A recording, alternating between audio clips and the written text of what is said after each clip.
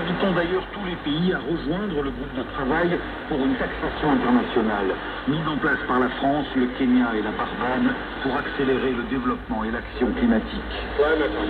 La nécessité d'agir face à la guerre au Soudan a aussi été rappelée dans la perspective de la conférence humanitaire sur le Soudan que la France va accueillir le 15 avril.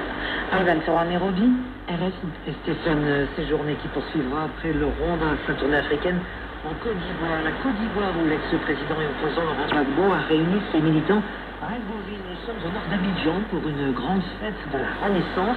Au cours d'un discours de près d'1h30, il est revenu en particulier sur la raison de son inéligibilité à la présidentielle de 2025, sa condamnation en 2018 dans l'affaire dite du braquage de la BCAO. Nous retrouvons sur place à Algoville Marine Jala. Marine, Laurent Gbagbo estime que cette condamnation est infondée.